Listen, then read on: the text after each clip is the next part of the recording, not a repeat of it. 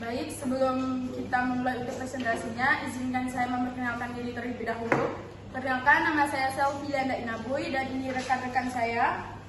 Silakan untuk memperkenalkan dirinya. Perkenalkan, nama saya Muhammad Jaki Nuryadin. Perkenalkan, nama saya Fiona Lamusam Serai. Nama saya Fitriani. Nama saya Dinda Salsabila. Nama saya Risma Ridebe. Dan yang terakhir, sebagai kameramen saya, Nizar Bagas Samdia. Oke, mari kita mulai untuk presentasinya. Untuk yang pertama, kita akan masuk ke dalam tahap kategorisasi hukum yang akan dibacakan oleh Fiona. Fiona, saya persilakan. Oke, sekarang saya akan mempresentasikan tentang kategorisasi hukum di dalam Pancasila masalah pertahanan. Pancasila adalah dasar negara Republik Indonesia yang terdiri dari 5 sila, mencakup ketuhanan yang Maha Esa, kemanusiaan yang adil dan beradab, persatuan Indonesia, kerakyatan yang dipimpin oleh hikmat kebijaksanaan dalam permusyawaratan perwakilan, dan keadilan sosial bagi seluruh rakyat Indonesia. Ini adalah pandangan hidup dan ideologi yang mencerminkan nilai-nilai moral, sosial, dan juga politik.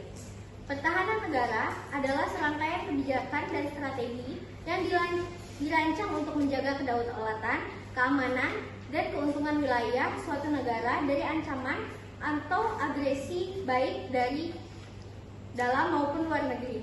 Ini mencakup aspek militer, politik, ekonomi, dan juga sosial. Pancasila, khususnya sila keempat, menekankan pada kerakyatan yang dipimpin oleh hikmat kebijaksanaan dalam permusyawaratan perwakilan. Nilai-nilai ini dapat tercermin dalam pembentukan kebijakan pertahanan yang melibatkan partisipasi dan keterlibatan rakyat. Dalam konteks pertahanan, ada penekanan pada perlunya keterlibatan masyarakat dalam mengambil keputusan dan dukungan terhadap upaya pertahanan negara. Keterlibatan aktif masyarakat dalam pemahaman dan pelaksanaan kebijakan pertahanan dapat memperkuat solidaritas nasional dan kesadaran kolektif untuk menjaga kedaulatan negara. Oleh karena itu, Pancasila memberi landasan filosofi yang mengakui peran penting masyarakat dalam upaya pertahanan negara. Contohnya seperti dalam konteks G30 SPKI, pemerintah Orde Baru di bawah kepemimpinan Soekarno menggunakan narasi anti korupsi untuk melegitimasi kudeta militer dan membersihkan unsur-unsur komunis dari pemerintahan. Meskipun Pancasila sebagai dasar negara tidak secara langsung terlibat dalam kasus ini, pemerintah Orde Baru menggambarkan Partai Komunis Indonesia atau PKI sebagai ancaman terhadap ideologi Pancasila. Pancasila digunakan sebagai alat untuk menegaskan ideologi nasional dan anti-komunis. Sebagai hasilnya, Pancasila digunakan untuk mendukung kampanye anti-PKI dan membenarkan tindakan kekerasan terhadap anggota PKI serta simpatisannya itu. Hal ini menciptakan kalimat politik di mana pengikut PKI dianggap bertentangan dengan nilai-nilai Pancasila. Perlu dicatat bahwa pembahasan ini mencerminkan interpretasi politik dan tidak bersifat netral. Kasus G30 SPKI tetap menjadi topik kontroversial dalam sejarah Indonesia. Selanjutnya, tahapan klarifikasi akan dilanjutkan oleh rekan saya. Oke, selanjutnya tahap klarifikasi hukum. Pancasila merupakan perwujudan dari pemikiran budaya, sifat dan cita-cita bangsa yang menjelma menjadi jiwa dan kepribadian bangsa Indonesia. Pancasila lahir dari titik temu pluralitas bangsa Indonesia dan lahir dari perjuangan bangsa untuk mencapai kemerdekaan Indonesia. Pancasila sebagai dasar negara Indonesia terdiri dari nilai adat istiadat, kebudayaan, dan nilai-nilai religius telah ada pada bangsa Indonesia sebelum berdirinya Negara Kesatuan Republik Indonesia.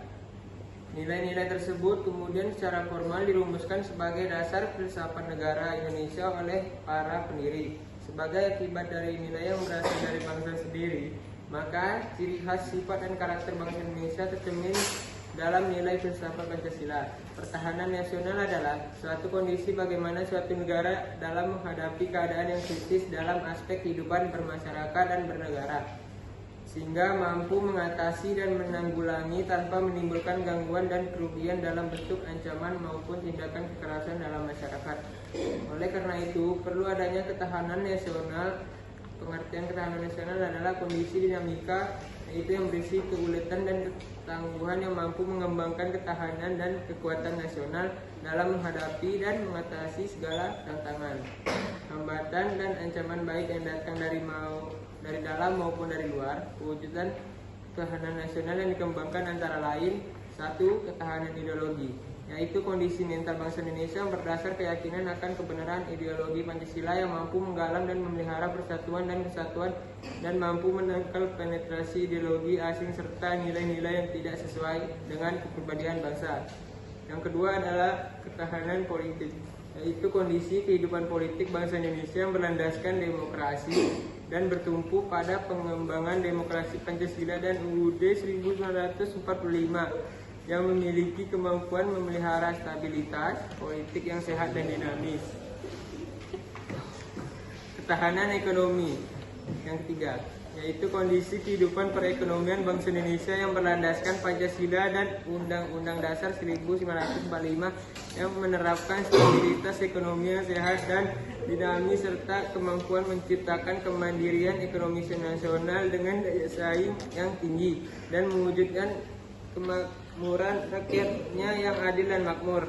Yang keempat, ketahanan sosial budaya, yaitu kondisi kehidupan sosial budaya bangsa Indonesia yang menjiwai kepribadian nasional berdasarkan Pancasila yang mengandung kemampuan membentuk dan mengembangkan kehidupan sosial budaya masyarakat Indonesia. Yang kelima, pertahanan dan keamanan, yaitu kondisi daya tangkal bangsa Indonesia yang dilandasi kesadaran bela negara yang mengandung kemampuan memelihara stabilitas pertahanan keamanan negara yang dinamis, mengamankan pembangunan dan hasilnya serta kemampuan mempertahankan kedaulatan dan menangkal semua bentuk ancaman. Selanjutnya tahap verifikasi akan dijelaskan oleh teman saya.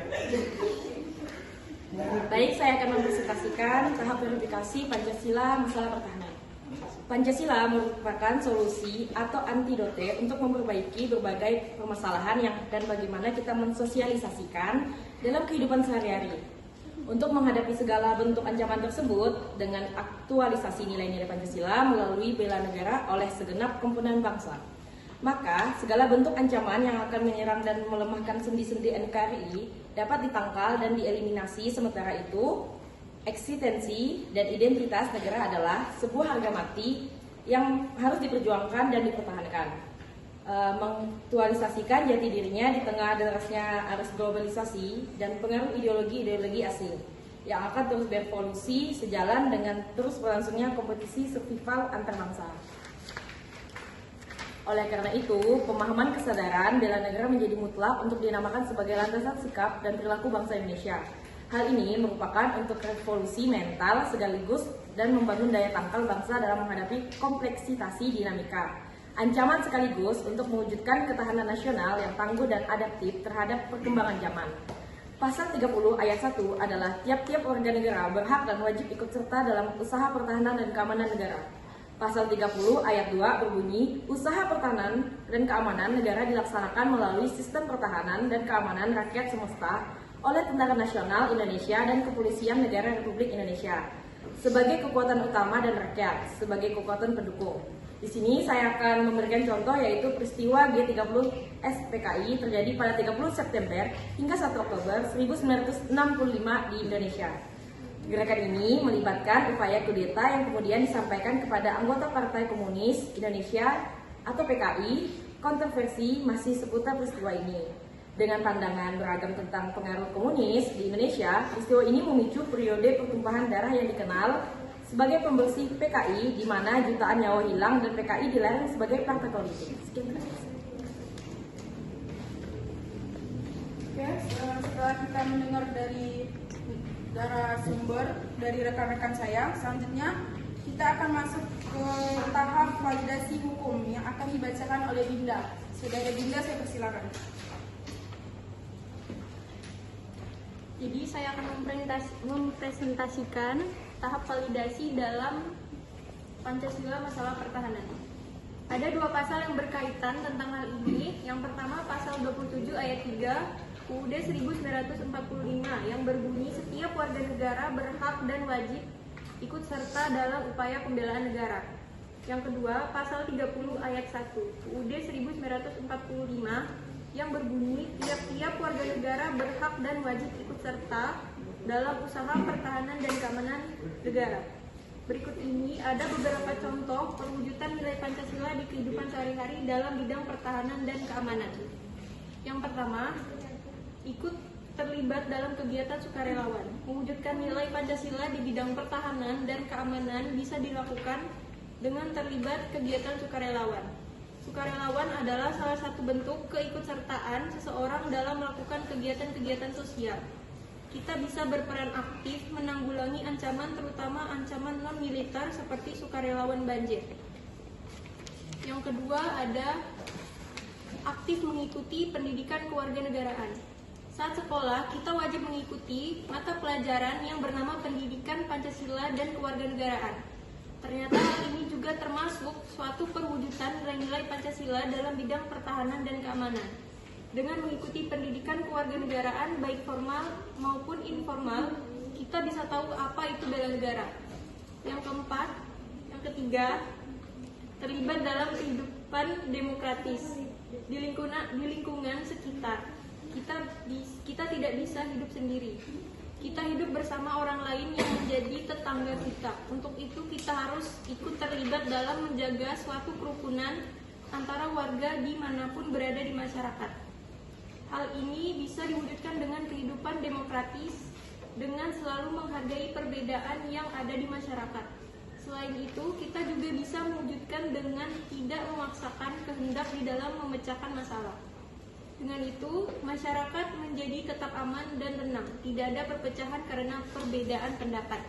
Dan yang terakhir adalah berani melapor ke tindak kejahatan. Kalau melihat kegiatan yang mencurigakan atau tindak kejahatan di lingkungan, setiap warga wajib melapor.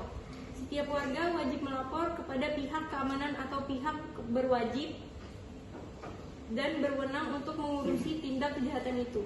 Misalnya ketika ada maling, maka kita bisa langsung lapor supaya tidak ada korban selanjutnya dan warga merasa aman. Itulah perwujudan nilai-nilai Pancasila dalam bidang pertahanan dan keamanan. Sekian dari saya. Selanjutnya tahap klasifikasi akan dipresentasikan oleh rekan saya. Tahap klasifikasi hukum tentang masalah pertahanan. Pancasila masalah pertahanan merupakan bagian penting dari sistem pertahanan negara Indonesia karena menjadi landasan serta menjamin keutuhan dan stabilitas negara kesatuan Republik Indonesia. Nilai-nilai Pancasila merupakan norma tertinggi dalam hukum positif Indonesia yang mempunyai peranan penting dalam konsep pertahanan dan keamanan negara. Pancasila merupakan paradigma pertahanan yang telah teruji dalam sejarah Indonesia dalam menghadapi ancaman dari dalam dan luar negeri. Dalam konteks ketahanan nasional, Pancasila merupakan antibodi yang diimplementasikan melalui konsep bela negara. Penerapan nilai-nilai Pancasila melalui bela negara oleh seluruh komponen bangsa dapat membantu melawan dan menghilangkan segala ancaman yang dapat melemahkan persatuan NKRI. Singkatnya, Pancasila merupakan landasan penting bagi sistem pertahanan negara Indonesia dan nilai-nilainya berperan penting dalam menjamin keutuhan dan stabilitas negara. Berikut adalah beberapa pendapat ahli tentang Pancasila sebagai masalah pertahanan. Yang pertama, menurut Darji Darmodiharjo, Pancasila adalah doktrin keamanan nasional yang berusaha menciptakan sistem pertahanan keamanan nasional yang mampu mengamankan dan mensukseskan perjuangan nasional. Yang kedua, menurut Lemhanas, Pancasila adalah ideologi yang berlandaskan hukum yang mengatur tindak tanduk subjek hukum baik orang maupun badan hukum sesuai dengan aturan-aturan yang berlaku di Indonesia. Pancasila juga mengandung nilai-nilai luhur bangsa yang menjadi pedoman hidup berbangsa dan bernegara. Setelah mendengar presentasi dari rekan-rekan saya, di sini saya akan membuka sesi pertanyaan. Siapa yang ingin bertanya, saya persilakan. Perkenalkan, nama saya Felisa Maharina Karsa. Saya berasal dari kelompok 1. Dari presentasi yang kalian sampaikan, saya ingin bertanya, bagaimana prinsip ketuhanan yang Maha Esa dalam Pancasila dalam mempengaruhi kebijakan pertahanan Indonesia? Nama saya Farhan Hidayat, saya dari kelompok 3. Saya ingin bertanya, dalam konteks kemanusiaan yang adil dan beradab, bagaimana Indonesia mengelola aspek kemanusiaan dalam pertahanan seperti dalam penanganan bencana alam? Baik, terima kasih. Saya kasih kesempatan satu kali lagi untuk satu pertanyaan. Ya, silakan. Perkenalkan, nama saya Putri Tio Oktaria. Saya perwakilan dari kelompok 1. Di sini saya ingin bertanya, kan tadi kan sudah dijelaskan nilai-nilai keadilan sosial nih. Nah, saya ingin bertanya, kalau dari sudut pandang TNI, apa peran TNI dalam mendukung nilai-nilai keadilan sosial bagi seluruh rakyat Indonesia dalam konteks pertahanan ini? Terima Kasih atas pertanyaannya. Izinkan kelompok kami untuk mendiskusikan untuk menjawab pertanyaan dari kalian.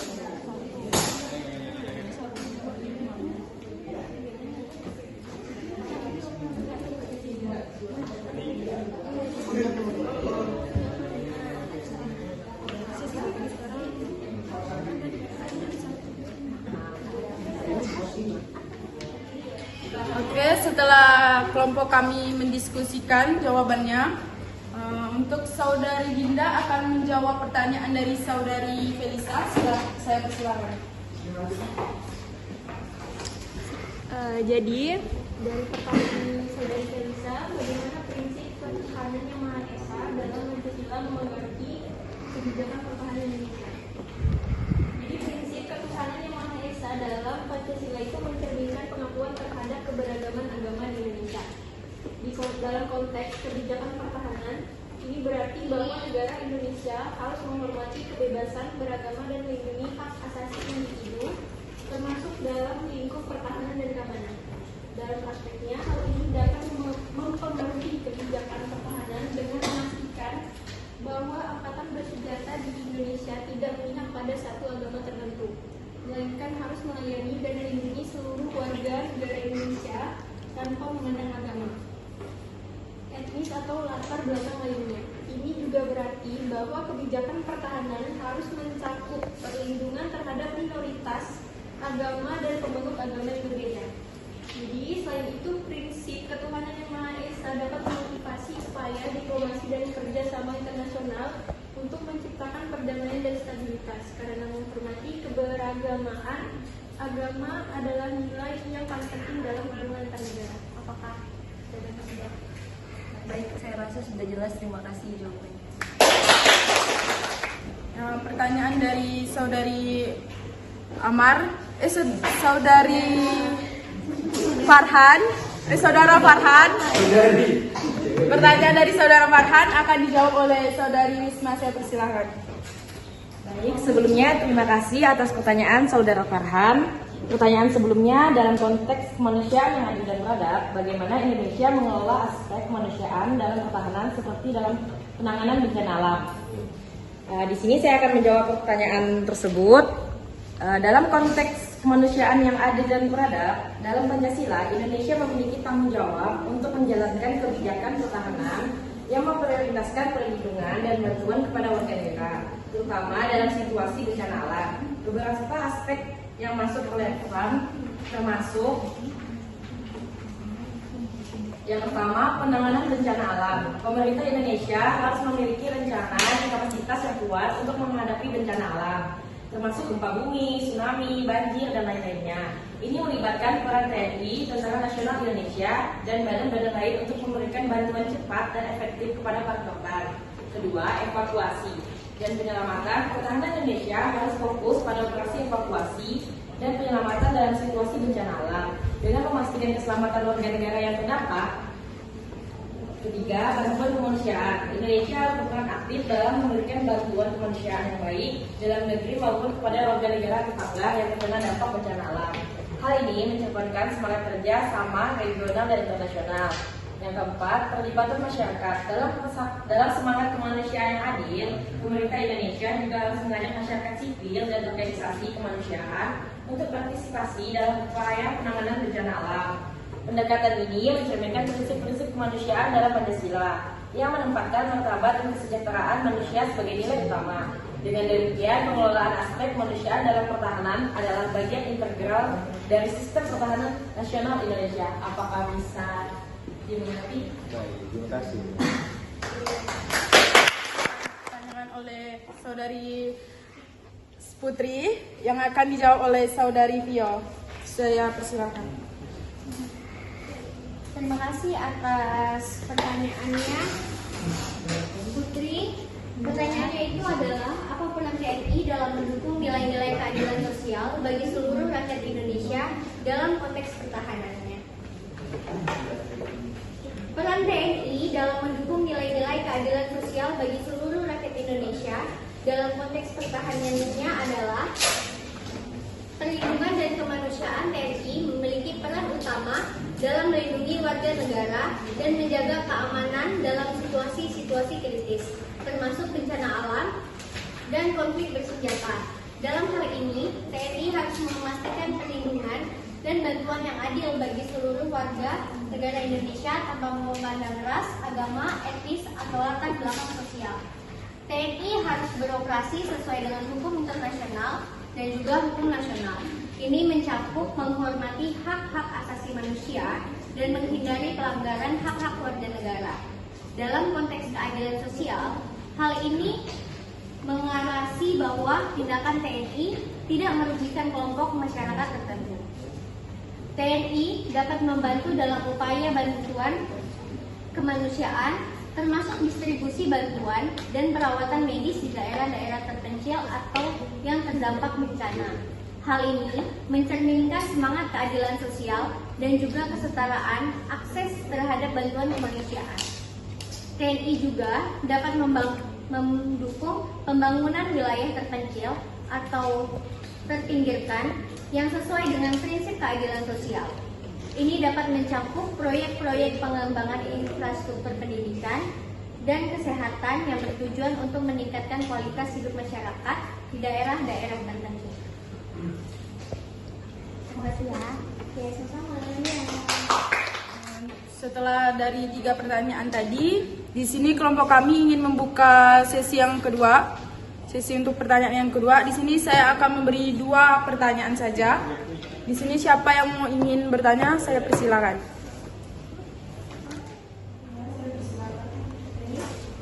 Dari presentasi yang telah saudara sampaikan tadi, saya ingin bertanya, bagaimana persatuan Indonesia tercermin dalam aspek pertahanan negara, terutama dalam upaya menjaga keutuhan wilayah.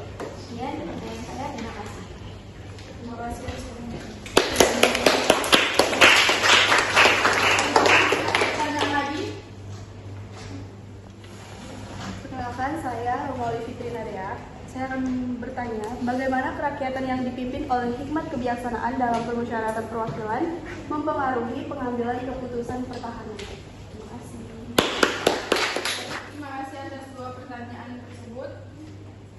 Izinkan kelompok kami untuk diskusi kembali untuk menjawab pertanyaannya.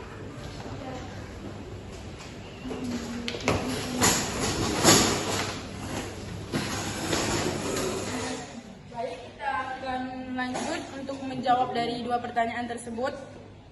Pertanyaan yang ditanyakan oleh Tesiana akan dijawab oleh Saudara Zaki. Saudara Zaki, saya persilakan. Oke, saya izin menjawab pertanyaan Tesiana. Pertanyaannya tadi, bagaimana persatuan Indonesia tercermin dalam aspek pertahanan negara, terutama dalam upaya menjaga keutuhan wilayah. Persatuan Indonesia tercermin dalam aspek pertahanan negara, terutama dalam upaya menjaga keutuhan wilayah dengan beberapa cara sebagai berikut. 1. Prinsip Bhinneka Tunggal Ika. Pancasila yang mencakup prinsip Bhinneka Tunggal Ika, yang artinya berbeda-beda namun tetap satu, menekankan pentingnya menyatukan beragam suku, agama, budaya, dan etnis di Indonesia. Dalam konteks pertahanan ini, berarti TNI Tentara Nasional Indonesia harus mewujudkan prinsip ini dengan menjaga persatuan dan kesatuan negara. Yang kedua, perlindungan terhadap minoritas. Untuk menjaga persatuan pertahanan Indonesia harus memastikan perlindungan hak-hak minoritas di seluruh wilayah negara. Ini mencakup perlindungan terhadap etnis, agama, dan kelompok minoritas lainnya. Yang ketiga, pemeliharaan keutuhan wilayah.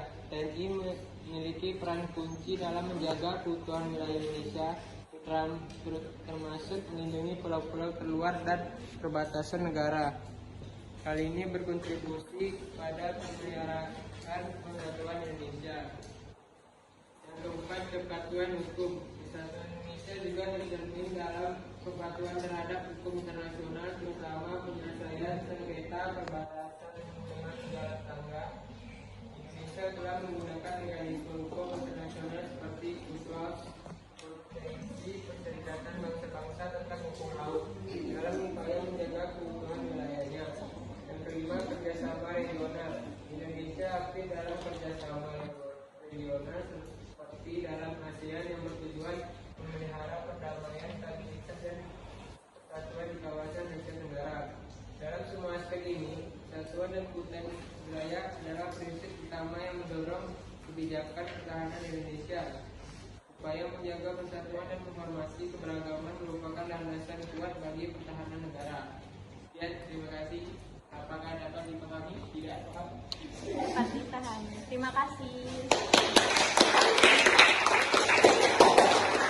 Selanjutnya, pertanyaan terakhir yang telah ditanya oleh saudari Romauli yang akan dijawab oleh saudari Fitri. Saudari Fitri, saya persilakan. Baik, saya akan menjawab pertanyaan Romawi. Pertanyaan kan tentang bagaimana kerakyatan yang dipimpin oleh hikmat kebijaksanaan dalam permusyawaratan atau perwakilan mempengaruhi pengambilan keputusan pertahanan. Jawabannya adalah konsep kerakyatan yang dipimpin oleh hikmat kebijaksanaan dalam permusyawaratan perwakilan memiliki dampak penting dalam pengambilan keputusan pertahanan Indonesia. Beberapa cara pengambilan terlihat dalam beberapa aspek. Yang pertama, partisipasi publik.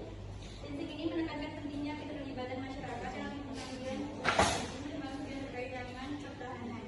Yang kedua, peran Dewan Perwakilan Rakyat atau DPR. Kegiatan ini dipimpin oleh hikmat kebijaksanaan yang tercermin dalam peran DPR sebagai wakil rakyat dalam proses pengambilan keputusan. Dan yang terakhir, pembuatan kebijakan yang bijak. Konsep hikmat kebijaksanaan mendorong pembuatan kebijakan yang bijak dan berdasarkan pada diskusi yang mendalam dan pemahaman yang baik tentang isu-isu pertahanan. Apakah jawaban jelas? Terima kasih.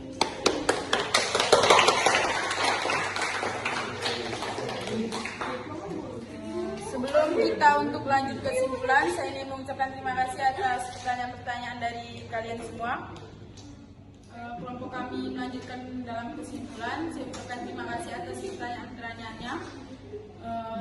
Selanjutnya kesimpulan yang akan dibacakan oleh saudari Nizar Bagas Ambia. Untuk saudara Nizar, saya persilakan.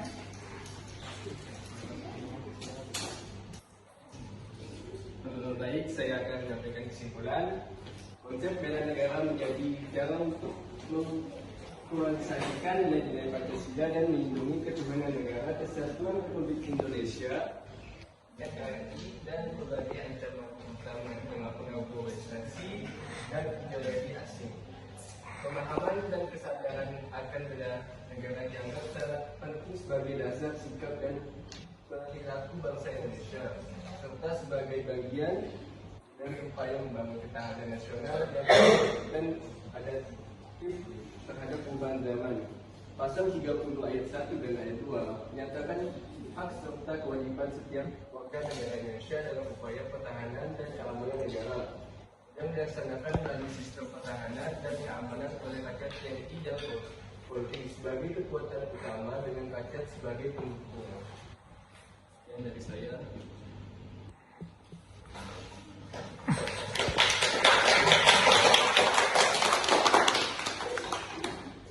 Baik, itulah kesimpulan dari pembahasan presentasi pada kelompok kami malam hari ini. Sebelum untuk menutup presentasi kami pada hari ini, akan ada satu